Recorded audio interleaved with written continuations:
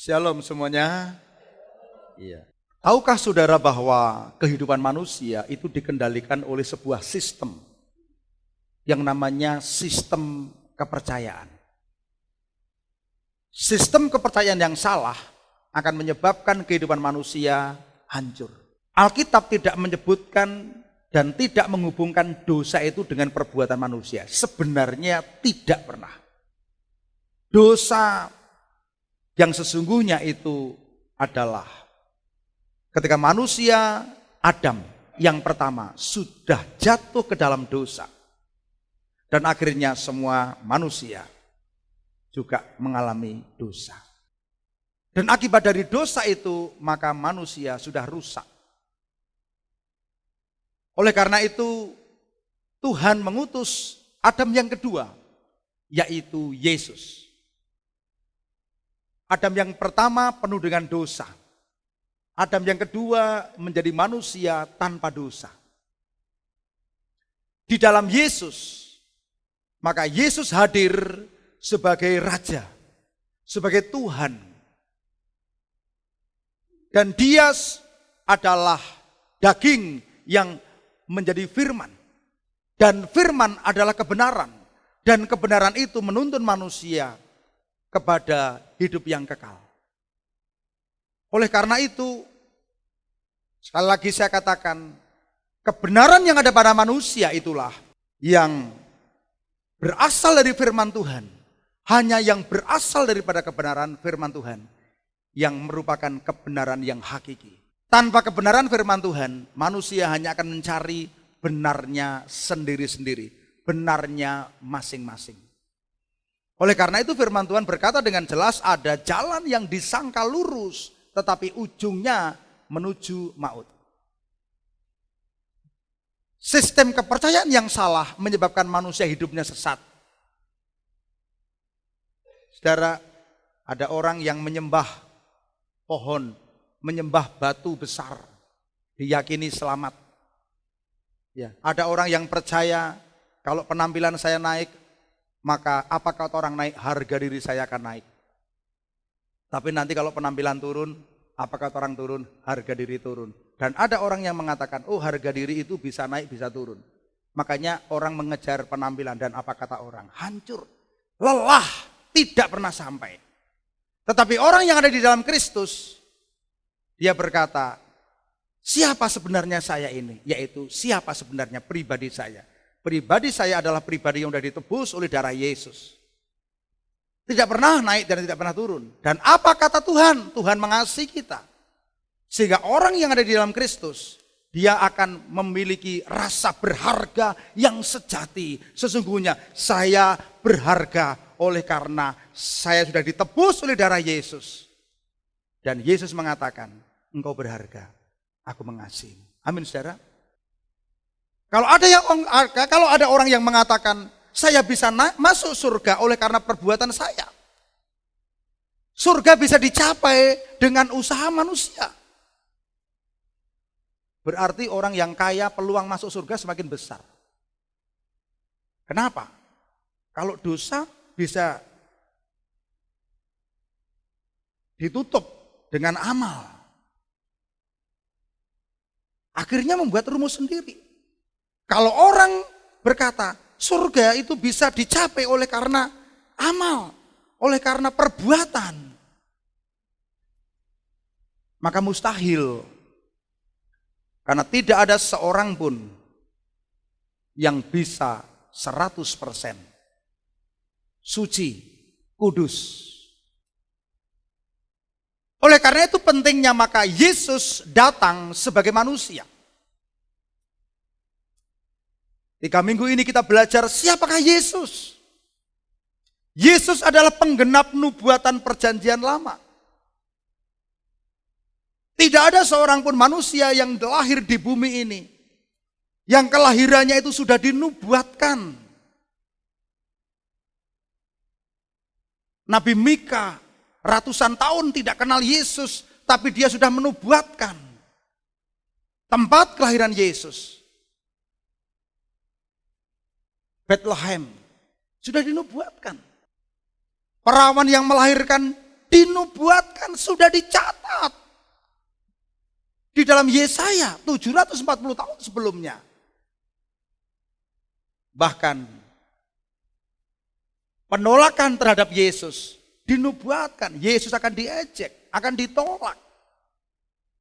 Bahkan pengkhianatan Yudas di dalam Mazmur sudah dinubuatkan, nanti akan ada sahabat karibku mengangkat tumitku terhadap aku, melawan aku.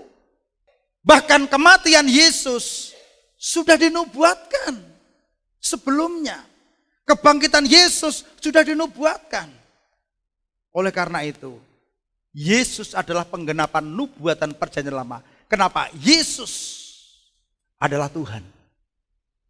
Tidak ada di antara Bapak Ibu yang hari ini kelahirannya sudah dinubuatkan. Enggak ada. Messi juga tidak pernah dinubuatkan kelahirannya. Ronaldo enggak, hanya Yesus. Karena apa? Yesus itu Tuhan. Saudara, Yesus menjadi manusia sejati tanpa dosa. Hanya Yesus sebagai manusia sejati satu-satunya tanpa dosa. Saya ulangi lagi, di dalam perjanjian lama ketika orang berdosa, dia harus pergi ke imam, lalu memberikan kurban penebus dosa. Kurban itu berupa binatang, lalu imam menumpangkan tangan atas binatang itu. Lalu orang mengaku dosa. Setelah mengaku dosa, lalu dipersembahkan hewan itu. Dan hewan itu harus disembelih. Menurut peraturan perjanjian lama, tanpa penumpahan darah tidak ada pengampunan. Lalu setelah itu disembelih, lalu darahnya dikucurkan kepada tanduk mezbah korban bakaran.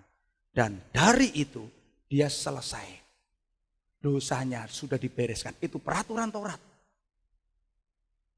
Dosa yang ada pada manusia ini dipindahkan kepada binatang itu. Dipindahkan kepada binatang itu. Dan binatang itu disembelih. Lalu akhirnya kurban daripada binatang itu, menurut hukum perjanjian lama, sudah selesai. Orang itu akan kembali dengan keadaan sudah dikuduskan, sudah disucikan. Ditebus dosanya. Tapi dengan darah binatang. Akhirnya ribuan jutaan binatang mati dikurbankan. Sampai kapan? Tetapi korban binatang ini hanya menyucikan secara lahiriah. Tidak mengadakan pengkudusan kekal. Dan ketika Yesus lahir, lalu kemudian Yesus mati. Yesus adalah korban yang sempurna. Satu-satunya korban yang tanpa cacat, tanpa celah. Hewan yang akan dikorbankan tadi harus memenuhi syarat sebagai hewan yang tanpa cacat. Tidak boleh berpenyakit, tidak boleh kudisen. Harus dengan syarat, harus tanpa cacat dan sempurna. Baru boleh dikorbankan. Oleh karena itu Yesus disebut sebagai anak domba Allah. Anak domba Allah. Lalu kenapa Yesus harus mati? Akibat dosa semua umat manusia ini, maka Allah murka. Allah itu sifatnya apa? Adil. Ya. Karena adil, maka dosa harus dihukum, harus mati. Tapi Allah juga setia. Setia itu berarti kasih. Kasih artinya mengampuni. Kalau mengampuni itu berarti hidup. Saya sudah berkali-kali mengatakan, coba bayangkan. Bagaimana caranya? Sedangkan Allah itu adil, adil itu berarti harus mati. Harus dihukum mati. Tetapi satu sisi harus kasih. Kasih itu berarti harus diampuni. Diampuni berarti harus hidup. Bagaimana caranya? Kalau ada di antara saudara, misalnya Pak Bejo berbuat dosa. Wah, Pak Bejo itu harus diadili. Lalu ketika hakim itu mengadili, hakim jadi kasih tahu, Pak Hakim, pokoknya Bejo harus dihukum mati. Karena hukum kan adil. Iya, tapi Pak Bejo juga harus diampuni, harus hidup. Kira-kira bisa enggak saudara? Halo, bisa enggak? Wah, enggak nyambung ini. Ya, orang yang salah tadi harus dihukum mati. Tetapi juga harus diampuni dan hidup. Kira-kira bisa terlaksana enggak? Enggak bisa, kalau mati ya mati aja. Kalau hidup ya hidup. Tapi bagaimana? Itulah yang namanya salib. Salib adalah tempat pertukaran. Tempat pertukaran. Makanya di dalam Mazmur dikatakan bahwa keadilan dan kasih setia bercium-ciuman. Itu disalib. Disalib. Di sini ketemu. Ketemunya bagaimana? Murka Allah dipuaskan. Bagaimana cara memuaskan? Yesus dihukum. Yesus didosakan. Yesus keadaan terkutuk. Dikutuk. Dan saat penanggungan itu adalah jam 12 sampai jam 3. Ketika Yesus disalib. Jam 9. Jam 3 gelap. Jam 3 sampai jam 3. Itu saat penanggungan. Itu keadaan yang mengerikan. Kenapa? Yesus terpisah dari Bapa. Karena keadaan yaitu didosakan. Menanggung kutuk, menanggung dosa. Sampai dia menjerit, Eloi, Eloi, lama sabaktani. Ya Bapa, mengapa kau tinggalkan aku? Itulah yang membuat Yesus ketika Kamis malam Jumat itu berdoa di Taman Getsemani. Sampai mau mati rasanya. Hatiku takut, ada gentar. Bukan karena takut disalib. Sementara hukuman dilaksanakan tertimpa kepada Yesus. Tetapi disalib itu pengampunan atas manusia dijalankan. Amin. Sudah tahu? Domba tadi nggak salah. Yang salah orangnya. Tetapi ketika dosa itu dialihkan pada domba itu, lalu imam menyembelih domba itu, lunas. Yang mati siapa? Dombanya. Yang diampuni siapa? Manusia. Oleh karena itu di kayu salib, Yesus mengerjakan pengampunan. Di dalam Ibrani pasal 10 dikatakan, aku sudah tidak berkenan lagi kepada korban sembelian, korban bakaran. Oleh karena itu, kita tidak menyembelih hewan setiap tahun. Kenapa? Karena pekerjaan penebusan, pekerjaan pembenaran, pekerjaan penerimaan itu sudah dikerjakan oleh Yesus. Satu-satunya korban yang sempurna. Amin.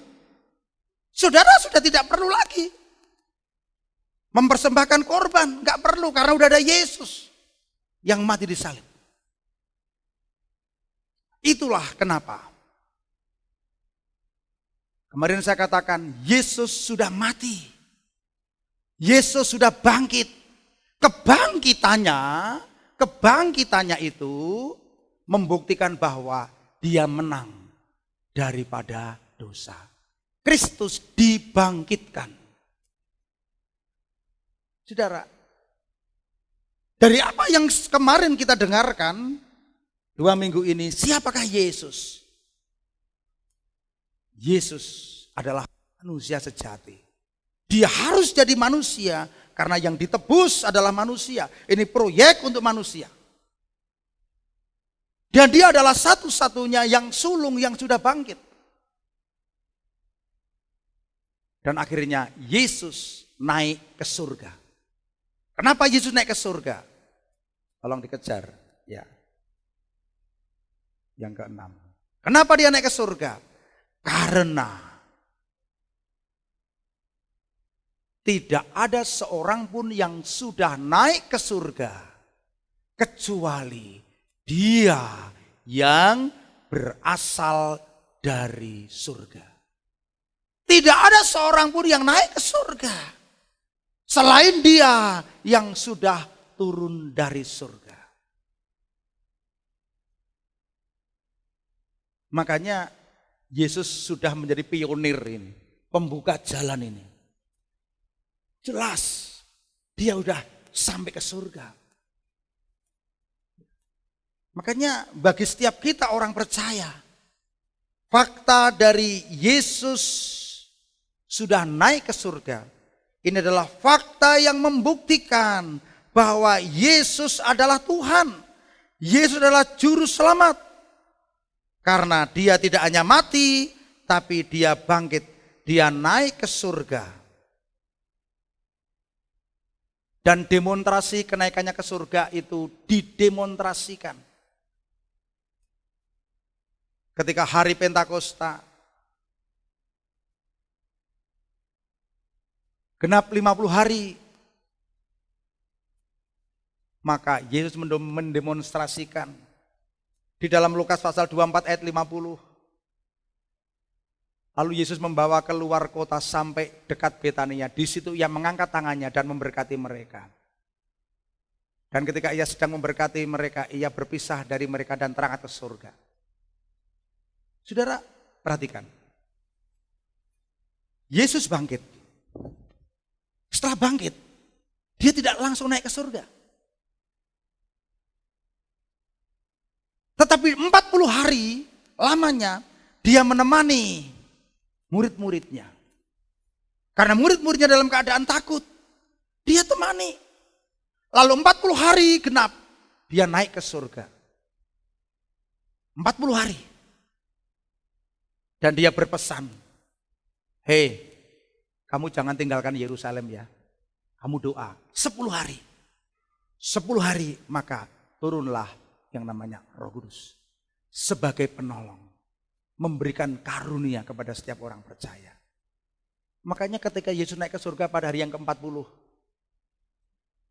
disaksikan oleh murid-muridnya, didemonstrasikan. Yesus tidak menghilang. Yesus naik ke surga cepat gitu enggak, tapi apa? Dia mendemonstrasikan naik ke surga.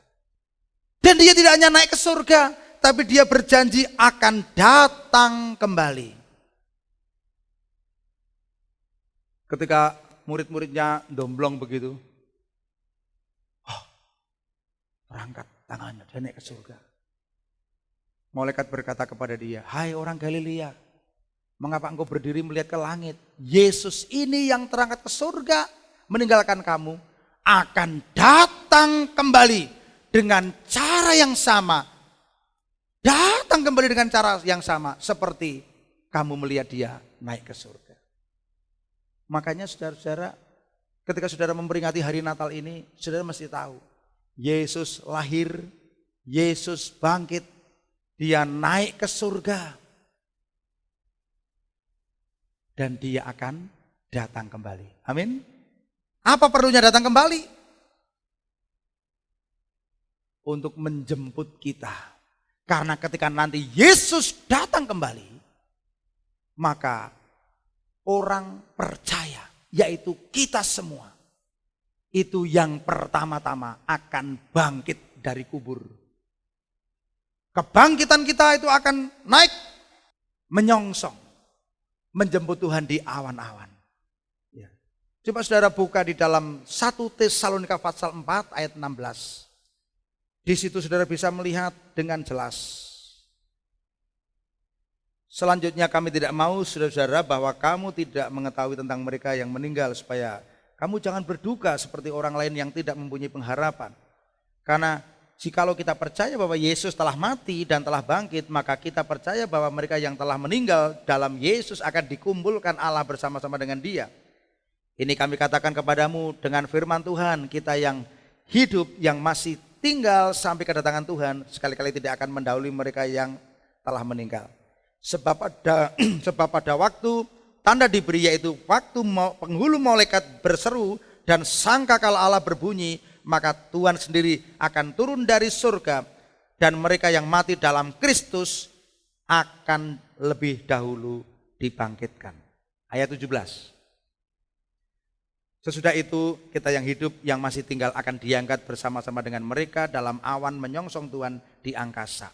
Dengan demikian kita akan selama-lamanya bersama dengan Tuhan. Karena itu hiburkanlah seorang akan yang lain dengan perkataan ini. Ini adalah teks ayat tentang kedatangan Tuhan. Makanya memang setiap kali kita kehilangan orang yang kita kasih pasti kita sedih. Saya pernah kehilangan anak. Tetapi sebenarnya orang Kristen itu adalah orang yang punya pengharapan. Orang yang punya pengharapan. Kita akan bangkit. Kita akan dikumpulkan. Makanya Yesus bangkit. Kebangkitannya ini menjadi contoh bagi setiap orang percaya.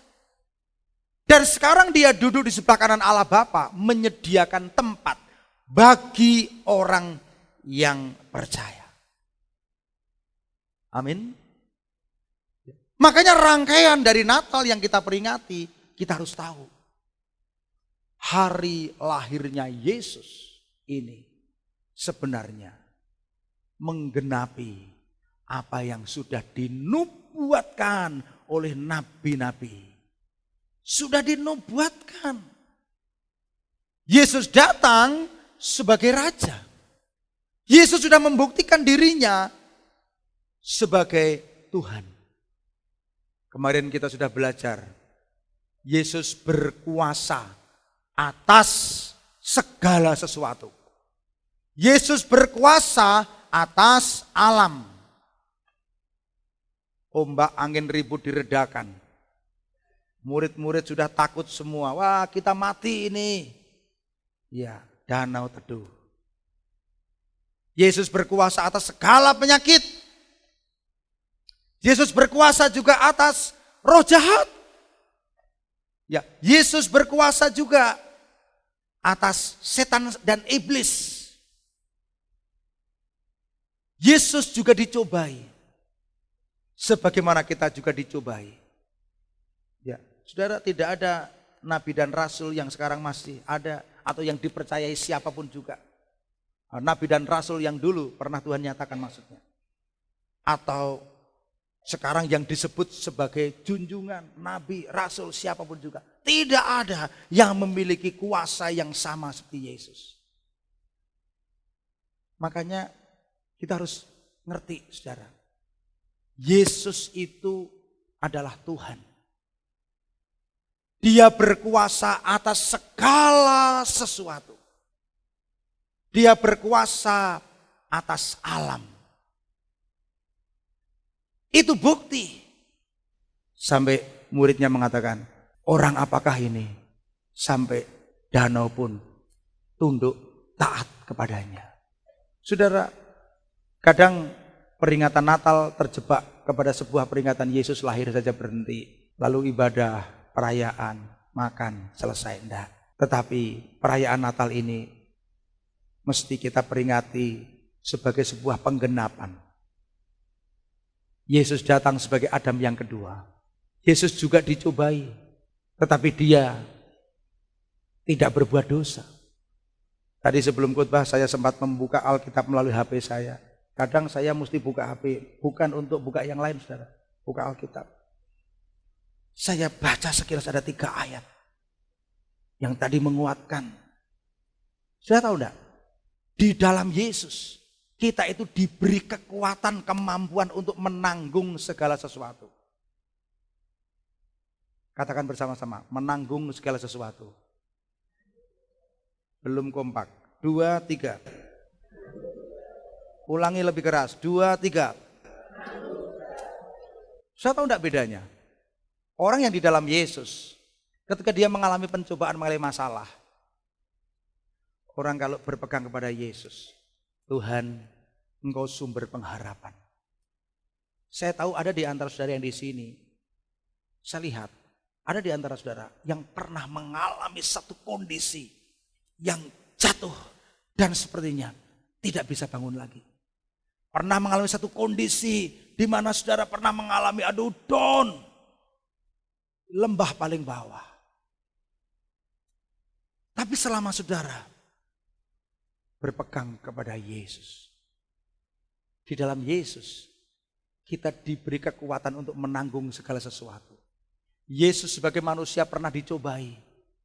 Ya, dia ngomong, daripada kamu lapar lah, belum makan 40 hari, udah ubahlah batu jadi roti. Udah, kalau kamu ngomong jadi roti, jadi saudara, jadi. Coba ketika Yesus lapar jadi roti. Saudara pernah nggak saudara lapar, haus gitu ya? Satu kali saya setelah sakit ini baru sekali saya bersepeda. Baru sekali. Karena saya belum berani bersepeda. Wah, semangat pagi ini untuk saya bersepeda. Mau lewat mana saja masih mikir. Wah, terus saya masukkan satu aqua ke sepeda saya yang hitam. Tapi yang hitam, kok gembos gitu kan. Wah, saya ambil yang hijau milik Pak Mur. Wah, saya bersepeda. Wah, dengan pede. Sepeda. Wah, sampai puskesmas Kidul Gempol itu mana? Nah, ya puskesmas Gedang Sari ya Pak ya. Wah, Gedang Sari. Waduh, mau naik enggak? Wah, berani, enggak berani. Enggak boleh itu. Wah, kanan. Wah, pede. Wah, udah pede. Terus habis itu haus banget. Waduh, haus sekali. Ambil minum. Enggak ada. Loh, aku mau beronjal ngendi kok minumnya enggak ada gitu. Waduh. Enggak bawa duit, saudara. Enggak bawa duit. Wah, hausnya sampai kering, saudara. Enggak tahu setelah sakit ini kadang-kadang saya tuh merasa kering. Kemarin saya rapat di Ungaran tuh, saya ngomong tuh jadi kering. Wah, minum lagi, minum, waduh. Jadi kering, aduh saya enggak, ya mau minum air sumur gitu. Waduh kering banget. Setelah tak tahan sampai Mawen, mampir ke Bu Hari pergi ke Jakarta, enggak ada. Mas Bayu mungkin kantoran, 12 terus. Sampai di rumah saya baru lawang mau minumannya tak kasih yang hitam kok. Saya makainya yang hijau, ya enggak ada, saudara. Wow. Saya senyum-senyum saja, biasa ya. Hampir 60 tahun. Kadang-kadang mungkin pikun atau bagaimana ya. Ya, saudara. Kadang-kadang ketika kita ada dalam satu kondisi tertentu, kadang-kadang kita pengen ngambil jalan pintas. Iya, bisa saja. Jalan pintas. Saya turun. Mas, ajeng nyuwun aku mengki kula bayar, kula ndedit ning kula carry ya, Mas. Bisa saja saya ngutang itu bisa ya. Dipercaya mungkin ya, guru aku wae mungkin ya sing duwe mundi ya. Mas maklum gitu kan, lali gitu kan. Apa tak tinggal HP kula nggih, Mas. Kadang ketika kita punya masalah, kita bisa saja ambil jalan pintas. Tapi saudara tahu enggak? Banyak orang yang ketika dia punya Yesus, dia berpegangan Tuhan, engkau pernah dicobai. Engkau pernah sebagai manusia yang dicobai. Sekarang aku mengalami seperti ini dan engkau pun turut merasakan. Imam besar kita adalah imam besar yang pernah jadi manusia, yang pernah dicobai. Saya kasih tahu saudara. Ketika saudara berpegang pada Yesus dan saudara beriman, di dalam Yesus saya diberi kekuatan untuk menanggung segala sesuatu. Saya lihat banyak orang yang ketika mengalami satu kondisi dan dia tetap mengandalkan Tuhan. Dia diberi jalan keluar sesuai dengan kekuatan Tuhan. Dia dibangkitkan lebih kuat, lebih hebat daripada sebelumnya. Amin. Iya. Tapi orang yang tidak tahan dalam pencobaan, waduh, udah diberitahu tentang siapa Yesus, lari tinggalkan Tuhan. Murtad. Ambil jalan pintas. Iya. Yang akhirnya semakin terpuruk, semakin terpuruk, semakin terpuruk.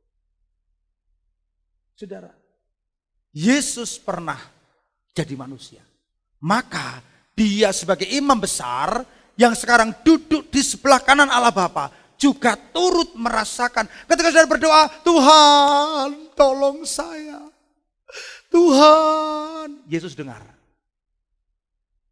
Dia sebagai imam besar, dia bersyafaat. Amin. Ya, makanya saudara mesti rajin berdoa. Ya. Saudara, ketika saudara mengalami sesuatu, saudara menangis. Saudara tahu enggak? Tangisan orang yang beriman. Tangisan itu ketika ditujukan kepada Tuhan. Firman Tuhan berkata dalam Mazmur, Tuhan itu menyimpan air mata di dalam kirbatnya yang kudus. Memperhitungkan. Ya. Makanya ada lagu yang mengatakan Tuhan itu perhitungannya setiap air mata, tetesan air mata. Makanya kita percayai Yesus sebagai Tuhan, sebagai imam besar. Yesus naik ke surga. Dia sekarang duduk di sebelah kanan Allah Bapa. Dia memberi kekuatan kepada kita juga untuk menanggung segala sesuatu. Amin. Amin. Iya. Fakta yang ke-8. Yesus adalah hakim untuk semua orang. Tahu gak saudara? Nanti setelah semua orang mati, semua itu orang akan dihakimi. Dipanggil satu-satu. Dipanggil satu-satu. Di dalam Yohanes 5 ayat 28 sampai 29. Dikatakan semua orang akan dibangkitkan dari kubur. Dengan demikian mereka dapat hadir pada hari penghakiman. Semua orang itu akan dihakimi satu-satu. Besar dan kecil, kaya dan miskin, orang baik, orang jahat, semua orang dari berbagai suku bangsa akan hadir di sana dalam penghakiman Tuhan. Alkitab mengatakan semua orang yang di dalam kuburan akan mendengarkan suaranya dan maju ke depan. Mengeri. Semua akan dihakimi. Tetapi penghakiman itu berlaku bagi orang yang tidak percaya Yesus. Bagi kita, semua dosa kita sudah ditanggung oleh Yesus. Amin. Amin. Hidup kita di dalam Yesus. Di dalam Yesus. Sudah cerita 4 kali ya, enggak usah 5 kali ya. Ya. Masih ingat di dalam Yesus?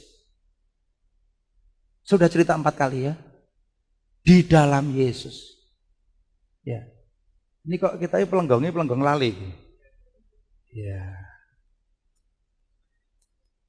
Itu tentang Ega yang nonton bola minta uang 5.000, enggak usah. Wah kalau menonton bola nanti ditarik, enggak lah. Kamu nonton aja, kamu enggak akan ditarik. Enggak mau. Akhirnya apa? Tak kasih duit. Nonton dia dengan teman-temannya. Lalu yang jaga itu dia ngomong, ini anaknya Pak Mit, udah enggak usah. Anaknya Pak Mit. Kenapa? Pak Mit singgah lapangan. Dulu lapangan itu kita yang bangun, gereja. Iya. Habis berapa? 31.600.000. Kita yang biayai. Ya. Duitnya dari mana? Kita nyumbang 5 juta. Oh, saya masih ingat itu. Waktu PPR keluarkan dana. Lalu dari Pak Petrus Agung 10 juta. Dari Pak Niko 10 juta. Ya. Lalu dari nyewakan tanah OG. Saya masih ingat. Lalu dikumpulkan bersama. Kita pakai. Sampai Pak Lurah ngomong, Pak Lurah, Pak Agro itu pernah ngajak ngomong saya, Pak Mit, kita berteman baik Pak Mit. Sekarang saya mau tanya sama Pak Mit, jawab dengan jujur. Iki ngomong apa? Kok serius? Jujur jawaban Pak, apa? Apa Pak Mit arep jago lurah? Karena dia mau jago lurah, karena saya perbaiki lapangan. Rakyat ngomong, masyarakat ngomong, Pak Mit arep jago lurah, memperbaiki lapangan. Ya. Iki sing ngomong sapa? Tolong Pak, jawaban jujur. Jenengan jago lurah apa ora? Ya ora lah. Apa aku jago lurah gitu kan? Iya. Lalu kami makan, lalu kita ngobrol. Saudara tahu enggak? Hidup kita di dalam Yesus. Ketika kita di dalam Yesus, Bapa itu kalau lihat saudara, lihat Yesus. Amin. Amin. Seperti orang lihat Ega, lihat Pak Mit. Ya, saya yakin ya kalau Pak Edi anaknya Pak Jokowi, mungkin seandainya Pak Edi, ya, rasa anaknya ya orang patut ya, ya. Adine gitu aja ya. Mungkin suatu saat pas ngalamun gitu kan Pak Edi, pas ngalamun gitu, lalu harusnya lampu merah berhenti tuh, tapi dia langsung kiri gitu. Biasanya kiri kan juga ikut sen lampu, ada yang kiri terus ada yang tidak. Dia pas kiri itu langsung terus. Di stop sama polisi. Pak Edi. Ya, Bapak enggak tahu namanya. Pak minta maaf. Buka helmnya, ya. Loh, adik Pak Jokowi. Karena Pak Edi ini adiknya Pak Jokowi mungkin polisi ini wedi. Bukan wedi, tapi juga pekewo. Ya lain kali hati-hati Pak Edi. Ya enggak apa-apa, silakan Pak Edi gitu kan. Mungkin pekewo. Misalnya jangan nilang Pak Fitri. Ini Pak Edi, ini adik Pak Jokowi. Ya mungkin kekilafan, lain kali. Kadang, saudara tahu enggak? Di dalam Yesus, maka Bapa itu melihat Yahweh, melihat Yesus. Ketika hidup kita di dalam Yesus, kita sudah ada di dalam pengampunan. Amin. Namun firman Tuhan berkata, ketika Yesus mengkonseling seorang wanita, dia adalah pelacur. Semua orang pengen apa? Menurut peraturan Yahudi, semua orang ini pengen apa? Merajam dengan batu. Yesus ngomong, yuk siapa di antara kalian yang tidak berdosa? Yuk silakan melempari pertama kali. Nggak ada. Karena di antara orang yang berkerumun itu juga mungkin pernah kencan sama dia juga kan? Iya. Tapi semua orang pergi. Wanita pun masih takut. Karena dia berpikir Yesus akan menghukum. Dia berkata, pergilah, jangan berbuat dosa lagi. Amin. Di antara kita tidak ada satupun kita yang suci, yang pernah dulu mengalami masa lalu mungkin pernah berbuat dosa ini, berdosa ini. Kadang manusia perhitungkan, tetapi Tuhan mengatakan enggak. Firman Tuhan berkata, yang lalu sudah berlalu. Di dalam Kristus kita adalah manusia ciptaan baru. Amin. Makanya begini, ketika kita melihat, ketika Yesus datang ke dalam dunia, dia menebus dosa manusia.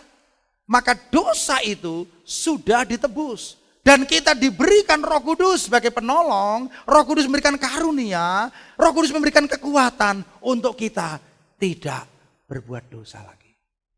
Untuk kita dipanggil menjadi terang dan garam. Untuk kita bertumbuh dan berbuah. Makanya saudara, ketika nanti akan ada penghakiman.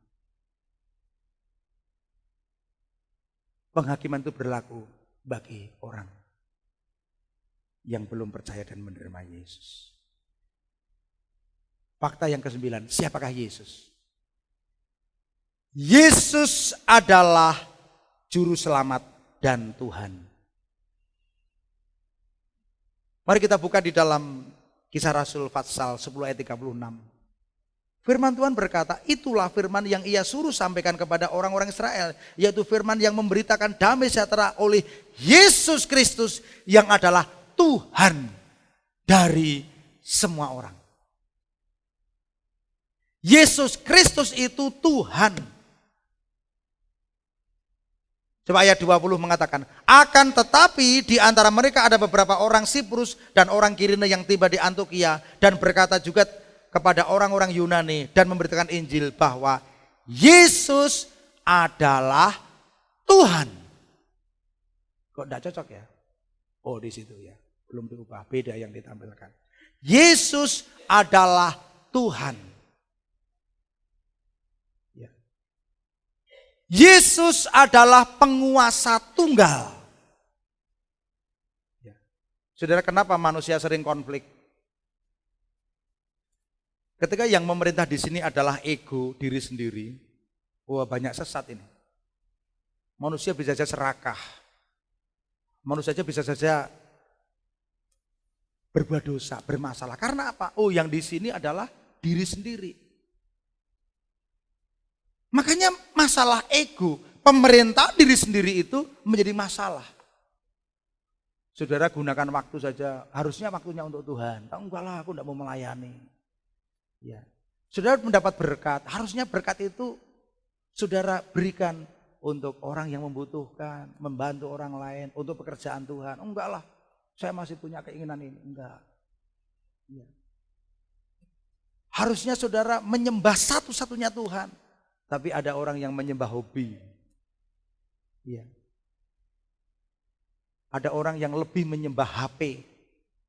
Bangun tidur langsung apa? Lihat HP. Ya kalau yang dilihat itu yang baik. Kalau yang dilihat itu hal-hal yang membuat saudara takut, membuat saudara cemas, membuat saudara jadi konflik. Wah, hari saudara nanti berikutnya akan masalah. Jam-jam saudara berikutnya akan masalah. Makanya penting sekali setiap orang mendisiplin dirinya dengan bangun pagi, dengar firman Tuhan. Dengar firman Tuhan, baca firman Tuhan, renungan pagi. Tadi pagi ketika saya belum selesai dengar firman Tuhan dari renungan Dr. Charles Stanley. Istri saya yang setel radio suara pengharapan, bawa HP-nya langsung pulang. Ma, jangan dimatikan. Oh, papa setel sendiri pakai hanya HP-nya papa. Aku mau ke gereja dulu. Karena saya melihat, aduh, bagus. Kalau kita ini pagi hari, kita punya radio suara pengharapan. Ada renungan. Bagus dari Dr. Charles Stanley itu. Bagus. Saya sering dapat inspirasi. Kalau kita hari-hari dimulai dengan firman Tuhan, dimulai dengan pujian, penyembahan, dimulai dengan doa. Maka hari-hari itu akan penuh dengan hal-hal yang baik. Jadikan Yesus sebagai Tuhan, sebagai kurios, sebagai penguasa tunggal. Sebagai satu-satunya penguasa dalam hidup kita. Tunduklah pada Tuhan.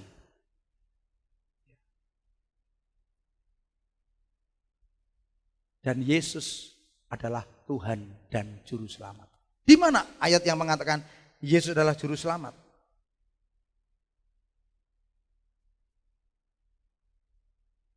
Matius 1 ayat 21.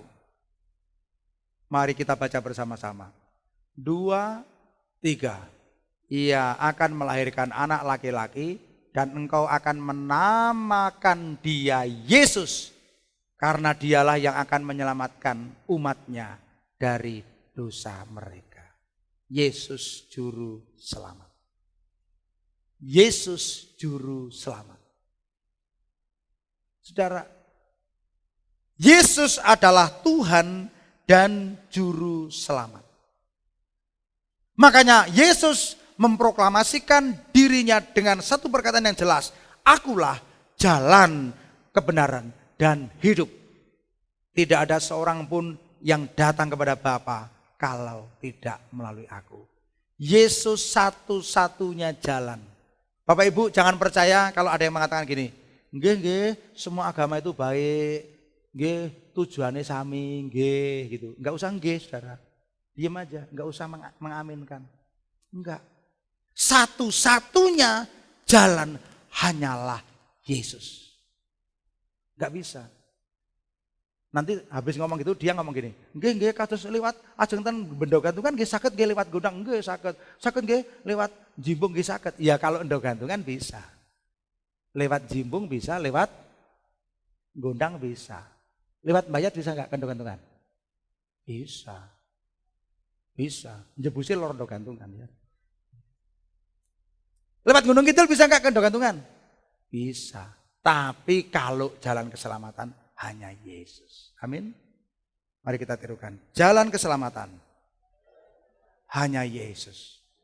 Makanya Yesus katakan, akulah jalan kebenaran dan hidup. Tidak seorang pun datang kepada Bapa kalau tidak melalui aku. Setiap orang yang percaya, artinya percaya kepada kelahiran Yesus, kematian, kebangkitan. Dia juga percaya kepada firman Tuhan dan melakukan. Dia akan beroleh hidup kekal. Karena itu jaminan. Ya, tidak ada lagi kata semoga. Nggak ada lagi kata semoga arwahnya diterima. Nggak ada. Makanya kita Gereja Pantekusta tidak pernah mendoakan arwah orang yang meninggal. Iya, nggak usah dikasih doa. Oh, niki doa nggih ngelantar kayak gitu kan. Bagaimana kalau ada orang mati dan tidak didoakan? Apakah dia juga masuk surga? Masuk surga. Ya, kita pernah loh ada seorang orang tentara atau orang petualang udah mati tapi keluarganya nggak tahu. Ya. Makanya begini saudara, tadi saya katakan kepercayaan itu masalahnya pada kepercayaan yang salah. Ini bisa menyebabkan iman yang salah. Iman yang salah bisa menyebabkan tindakan yang salah. Makanya saudara, hidup ini hanya berpegang kepada kebenaran firman Tuhan. Hanya kepada firman Tuhan. Yesus satu-satunya jalan keselamatan. Kita baca dalam Kisah Rasul 4 ayat 12. 2, 3. Dan keselamatan tidak ada di dalam siapapun juga selain di dalam Dia.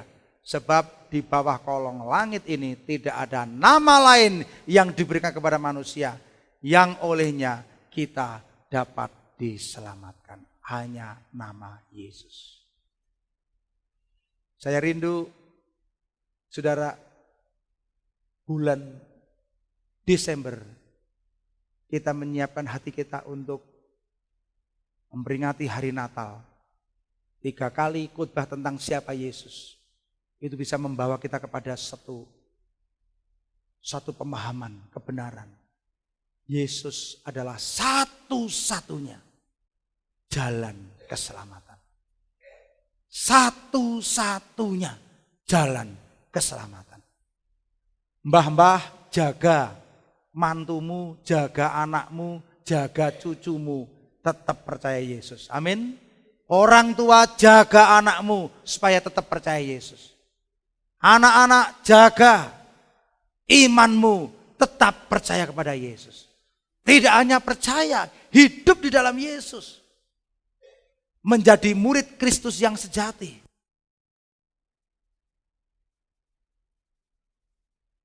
Masih ingat ciri murid Kristus? 1 apa?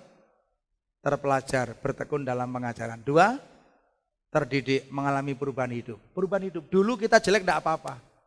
Rasul Paulus itu dulu jelek. Oh, dia tidak hanya berbuat dosa ini, oh dia bunuh orang Kristen kok, menganiaya. Tapi dia ngomong udah masa lalu. Masa kegelapan. Masa kebodohan. Tuhan bawa sekarang kita kepada hari depan. Lalu ciri murid Kristus yang ketiga yaitu terlatih. Yaitu apa? Berfungsi dalam pelayanan. Bapak Ibu yang dikasihi Tuhan, jangan hanya saudara jadi orang Kristen, anggota jemaat biasa. Saya dorong dengan saudara mengikuti dan mendengarkan firman Tuhan 3 minggu ini tentang siapa Yesus. Saudara akan menjadi orang Kristen yang bertumbuh, berbuah. Saudara mengasihi Tuhan, mengasihi sesama, bertumbuh dalam firman, melayani Tuhan. Kiranya firman Tuhan hari ini memberkati kita semua. Mari kita tundukkan kepala.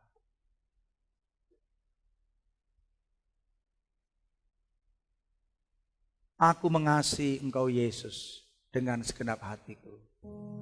Aku mengasihi Engkau Yesus dengan segenap hatiku. Aku mengasihi Engkau Yesus dengan segenap jiwaku. Aku mengasihi Engkau Yesus dengan segenap.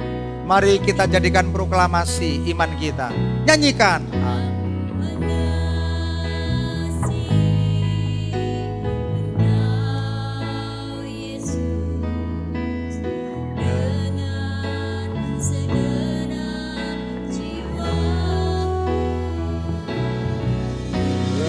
Renungkan firman-Mu siang dan malam, ku pegang perintah-Mu dan ku lakukan.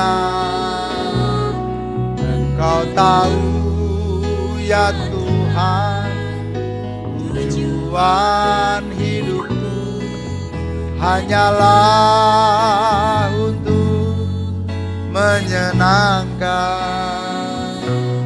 hatimu. Mari kita nyanyikan dengan sungguh-sungguh. Aku mengasihi Engkau Yesus dengan segenap hatiku. Aku mengasihi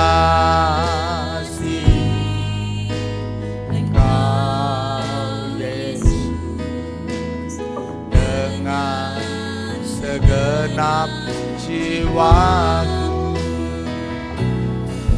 renungkan firman-Mu siang dan malam, ku pegang perintah-Mu dan ku lakukan. Kau tahu ya Tuhan, tujuan hidupku hanyalah untuk menyenangkan. Ku renungkan, ku renungkan firman-Mu siang dan malam, ku pegang perintah-Mu dan ku lakukan. Engkau tahu ya Tuhan, tujuan hidupku hanyalah untuk menyenangkan hati-Mu, menyenangkan hati-Mu, menyenangkan hati. Bapa, kami bersyukur untuk firman-Mu yang terus menerus mengasah iman kami, terus menerus mengingatkan kami, terus menerus mempertebal iman kami bahwa Yesus adalah Tuhan yang sudah mati di kayu salib, sudah menebus sebagai ganti dosa kami semua. Tuhan, biarlah hidup kami ini terus berpegang kepada kebenaran firman Tuhan. Iman kami tetap tertuju kepada Tuhan Yesus, apapun kondisi dan keadaan kami. Kami akan menyambut peringatan kelahiran Tuhan Yesus pada tanggal 25 nanti dengan hati yang bersyukur, dengan hati yang berkobar-kobar, dengan hati yang bergairah. Tuhan, bawa kami kepada kehidupan yang menghargai kurban Kristus. Biarlah kami boleh membawa persembahan yang terbaik untuk Natal tahun ini, untuk nama Tuhan dipermuliakan. Terima kasih Tuhan, kami bersyukur. Terima kasih Bapa.